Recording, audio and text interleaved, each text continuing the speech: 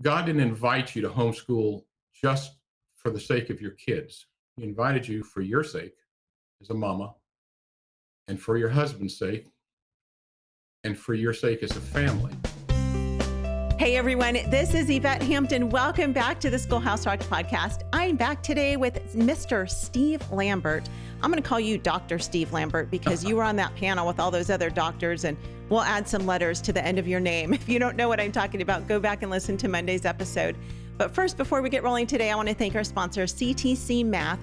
Great online math curriculum program. It's interactive. Your kids will love it. It's so much fun for them to actually get to work out these math problems on the computer. The guy who, I should find out the name of the guy who does the voice. I actually don't know his name, but I need to find out what it is. But he's from Australia, so he has a really neat Australian accent, and he's just fun to listen to. So if you guys are looking for a math curriculum, go to ctcmath.com. You can try it for free by going to their website. We would love it if you do that. All right, we are back with Steve. Steve, thank you so much for being with us this week. I am already so encouraged. I love stories. I am a story girl. I love to hear about, your family and what the Lord's done through your family. And just as a result of your faithfulness to answer this crazy call that God had for you back in 1981 to bring your kids home and educate them. And again, I know so many parents today are still unsure about this idea of home education. It was so funny. We went to the zoo yesterday, and it was a beautiful day here in Tulsa, Oklahoma. And so we had these zoo tickets. And so I said, we just need to take the day off. Let's just go have a family day at the zoo. And so we're walking around, and it's so sweet to see all the moms there because it's a school day in the middle of winter. And so the large majority of the people there were moms with little kids, all those preschool mamas and with their little baby carriers in the front. And I was like, oh man, I remember those days of having my babies there at the zoo when we had our zoo passes. But we had such a great time as a family and seeing all these moms. And at the very end of the day, we were in the rainforest exhibit, which was one of my favorite exhibits. And there was this mom there who was with her mom. So grandma was there, and they had their 3 little girls with them. Their youngest, I think, was 3 months old, and just these precious little girls. And so I'm just admiring her girls and just thinking, man, I just remember what it was like to have my girls. It wasn't that long ago. I mean, my girls are only 11 and 16. So, it was just a few years ago. And so I don't know, started talking to this mom, and I'd seen moms all day long, but for some reason I started talking to this mom, and I just said, and it was kind of funny. My girls were like, you were kind of forceful. And I just said, your girls are so precious. And through the conversation, I said, homeschool them.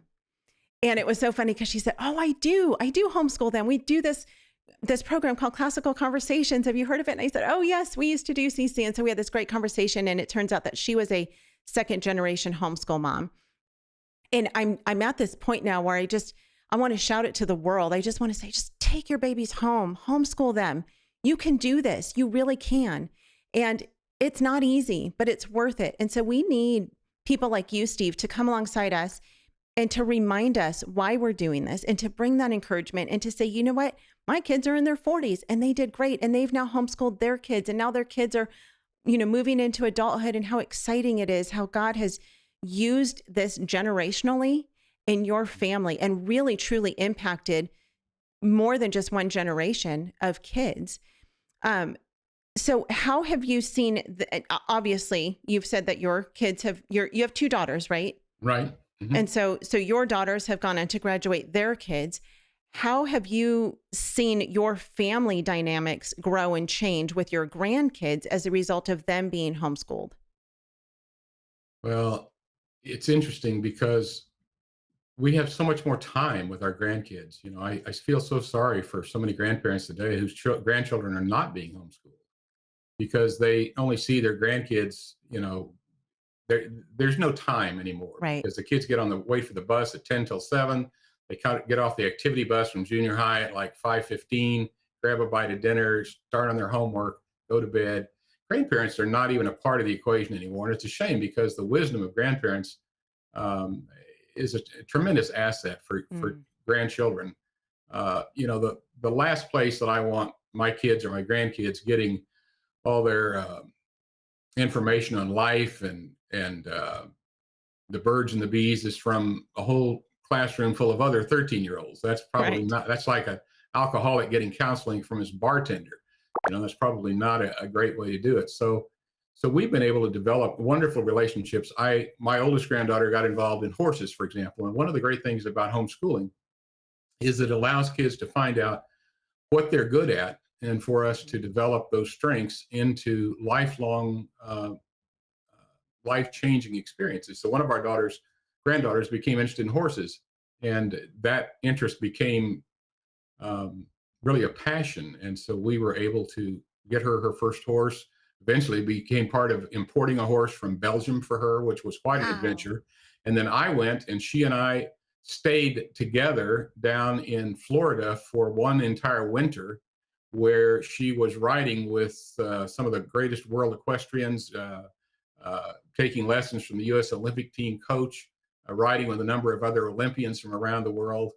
And so those kinds of experiences, uh, you have a chance to nurture those. But as much as I love that we can develop the strengths of our kids through homeschooling, we can also begin to compensate for their weaknesses, because we all have strengths and we all have weaknesses. And one of the things that I think every parent needs to know is that God didn't invite you to homeschool just for the sake of your kids. He invited you for your sake as a mama, and for your husband's sake, and for your sake as a family.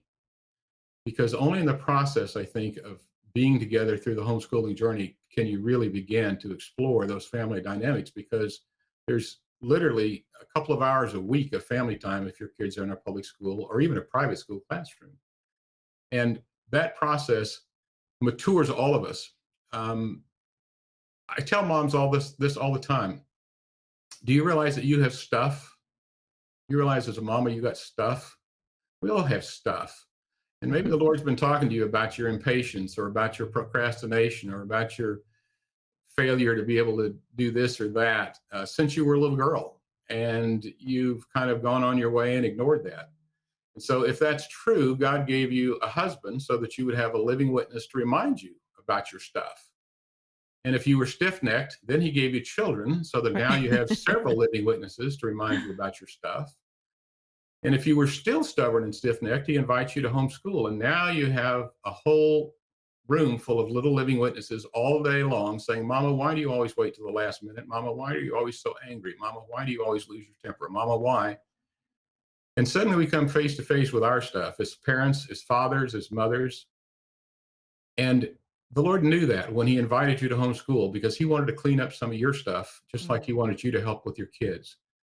And I started smoking when I was 18. I was between high school and college. And already in 1968, when I graduated from high school, they already had cancer warnings on cigarette packs. None of us thought this was good for you. We knew it was a dangerous habit, but we didn't care because it was cool. And so I smoked for a number of years. But when I had my first daughter, I quit smoking in the house because I didn't want her to be exposed to secondhand smoke. And when my second daughter was born, I quit smoking altogether because I didn't want her to see that habit. Because love's a powerful motivator, and the things that we won't do, even if the Lord asks us to deal with our stuff, sometimes love is the motivator that helps us get things done. When we Mhm. love our children or we love our grandchildren and we watch that process and that troubling look in their eye when they're like, Mama, why? Daddy, how come? It's a great way to not only raise your kids, but to bring yourself up to their level as well. As for the first time in your life, you begin dealing with some of the issues the Lord's been talking to you about since you were a little girl or a little boy. And I love that about homeschooling. We all need Yeah. that. Oh my goodness. Let's take a quick break. We'll be right back. What we do at IEW is break through the noise of the grammar and the writing prompts, and we say, this is what you do, step by step. And I've witnessed it over and over again, both watching Andrew teach and hearing from parents, this is the best writing program. We've made it so easy and made it really affordable. So any mom can teach writing to their children using our course, and we guarantee it. To try 3 weeks of free lessons, visit IEW.com. I am back with Steve. That is some powerful stuff. Stuff. We were talking about stuff, dealing with our Tough. stuff. And man, it really is. There's nothing like homeschooling. There's nothing like parenting and being a wife that will show us our own sin, especially when we see ourselves reflected in our kids and we see them doing things and then go, oh, shoot, that is me. They're just mimicking me. They're doing the exact same thing I do, whether it's facial expressions or, the things that we say or the tone of our voice, whatever it is. And it's a hard thing to watch, but there's so much blessing in that because we would miss that, I think, oftentimes if we weren't with our kids so much because our kids are going to reflect who they're around the most, right? So if they're around kids in school all day long for 40 hours a week, they're going to reflect those attitudes. But when they're home, they're going to reflect ours. And that's where the Lord has to just show us like, okay, here's where and how you need to change. I've mentioned this before on the podcast, but I had a good friend of mine told me before my oldest daughter was born, her greatest advice to me was become the wife and mom that you want her to become. And I have often thought about that. I often still think about that. And I really, really strive to be that wife and mom that I want my girls to become. And I realize as a mom, the incredible amount of influence I have on them, and even more so because I'm the one who's with them day in and day out and teaching them. I want to ask you a question really quickly because you talked about the family and you talked about husbands. Talk to the mom whose maybe husband is not on board with her desire to homeschool. I know that this can be a really difficult thing, and a lot of moms are dealing with that today. The Lord is prompting their heart to bring their kids home and homeschool them, and the husband, usually for good reason in his mind, it's not because he doesn't love his kids, it's because he does love his kids and he just simply doesn't understand homeschooling, which, by the way, let me just put a plug in for the movie here. This is one of the reasons why we made the movie Schoolhouse Rocked, the Homeschool Revolution, was because we wanted to answer all of these questions. So aside from them watching the movie, how can you encourage those moms? Speak to those moms. Well, it is a common problem in the very beginning for many families that the husband's like, I don't get this. I moved here. We bought this house. We live in a good school district. We pay our taxes. Why isn't this good enough for our kids? It was good enough for you. It was good enough for me. We grew up in this school district. And you're right. They don't understand. And they don't have the feelings that a mama has. They don't have her instincts. And we live in the paradox in which the Bible calls wives to submit to their husbands, but it also calls husbands to submit to their wives. We're mutually to submit to one another. And wives, I don't know if you know this yet, Yvette, but if you haven't learned it, this is a good time to learn that men and women are very, very different. Oh. And we have different gift sets and different strengths. And for issues of the heart, husbands often are not nearly as perceptive as women.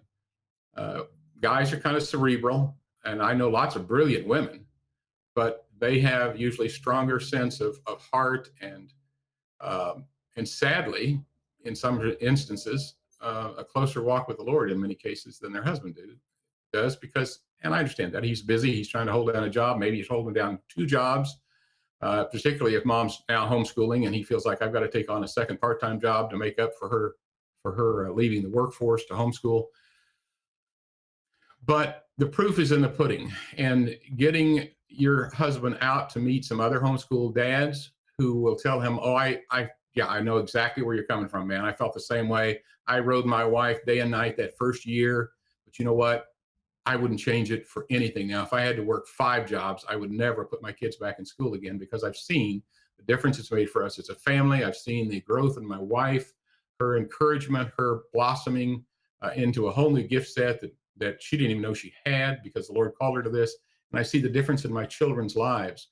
And so, I'm not saying to defy your husband, but I'm saying to plead your case, to say, give me a chance, particularly if your kids are young. I mean, it's more traumatic to try to pull a sophomore in high school out and just jump in, although it's done every day and it's off, and it's perfectly successful. But, when Jane and I were little, we didn't even have kindergarten. I mean, you started school when you were 6 and you didn't really learn to read until, I didn't think much about reading until late 6, early 7. And now with preschool and early education, we're thinking, oh my gosh, my kid has to know all of his letters by the time he's 3, has to be reading at 4, has to learn Spanish and sign language by 5. No, that's not true. And in fact, I read a study one time, and I can't cite the source on it, and I I don't know for a fact that it's true, but I thought it was thought-provoking nevertheless.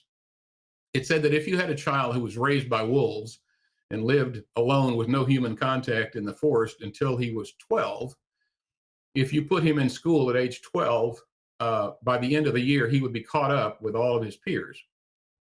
Now, why is that? Well, because we have longer attention span, we have more fine motor skills, gross motor skills, all kinds of things that make learning easier when you're 12 than when you're 4 or 5 or 6.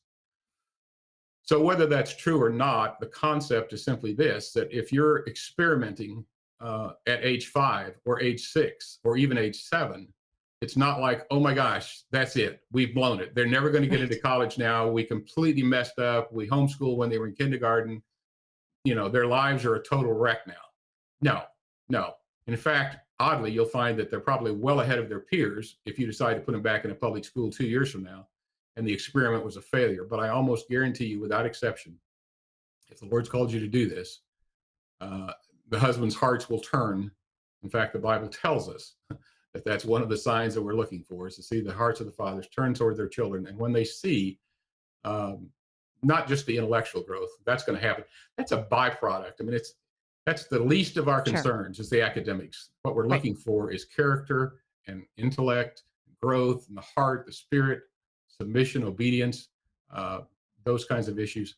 So plead with your husband, see if you can make a bargain that, he'll let you try this for a year, 18 months, and see how it goes, because I promise you, you'll win him over, and this will become a lifetime pattern. Yeah, that's great encouragement.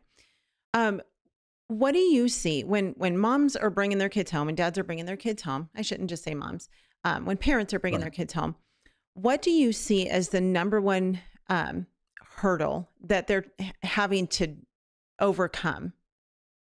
I think without question, it's an understanding of what education looks like, because we only tend to think of what we know. And so if your only experience was sitting in a desk with a little arm on it in alphabetical order, and you went between class periods there with a 10-minute break between each class period, and you had a subject of history and a subject, of literature and a subject of spelling and reading, that's what we assume school looks like. And of course, that's really the least effective way to teach. But when you have 25 or 30 or 35 kids, you have to find some way to kind of herd them together and try to keep them generally moving in the same direction. And it takes a complete paradigm shift, a complete re-envisioning of what it means to learn, that grade levels are completely artificial. There's no such thing as a 4th grader or 2nd grader or 9th grader. Wherever you are in your reading, progress further. Wherever you are in your understanding of world history, progress a little farther. And I know lots of people who've had identical twins. And when you ask them, are they on the exact same page? Oh, no. Susie is like light years ahead in language, and her sister is light years ahead in science. They're completely different in terms of their aptitudes, their learning. And that's how education ought to take place in an ideal world, is where each student moves forward at their own pace. But when all you know is a classroom experience, it's very hard to get your head wrapped around that. And so I think that's the hurdle that once you sort that out, and once you experience what true holistic education, and I hate to use that word anymore because it's kind of been tainted, but a more healthy approach to education instead of the very, very artificial world that public school classrooms have created, then you're over the hurdle and on your way. Yep, agreed. We are out of time again. We are going to come back tomorrow, and I want to talk tomorrow with Steve about how we can become great teachers. You and your wife have done an excellent job of helping moms for years and years to become great teachers, and so we're going to talk about that tomorrow. Again, you guys can find out more about Steve at 5inarow.com. I will put that link in the show notes. Again, please share this with your friends. If you have not yet left a review for the podcast, please go to iTunes or Spotify or wherever you listen to this podcast and leave a review. We would really appreciate that. Have a great afternoon. We'll see you back here tomorrow. Bye. I want my kids to know 2 things when they leave my house. I want them to know that I loved them. That's the first thing I want. I don't want them to look back on their years at home and wonder if I love them. I want them to know that I love them. The second thing is that I want them to know that I trusted the Lord. that I trusted God for every decision that I made. And when I make a wrong decision, which we do as parents, and when the day goes bad, and when we burn the dinner, and when we stub our toe, and when our kids push us to the end of what we think we can do, and we say the word that we never thought we'd hear come out of our mouth, or we make a wrong decision, we have an opportunity to go back and make it right. And so it doesn't mean that we had perfect days, and I've been homeschooling for 22 years. The laundry's never folded itself. The kids have never come down in the morning and said, "Oh, Mom, we were so happy to see you. We got up early, did some prepositions, did a little math, thought that would bless you." That never happens, right? But what has happened is over the years, through even the hard days and even the days when I thought I can't do this for one more minute, we have been solidifying relationships with our kids. I feel like we have a rich life. We're rich. Amen. We have a depth in our relationship that nothing can take away. We'll have it for the rest of our days.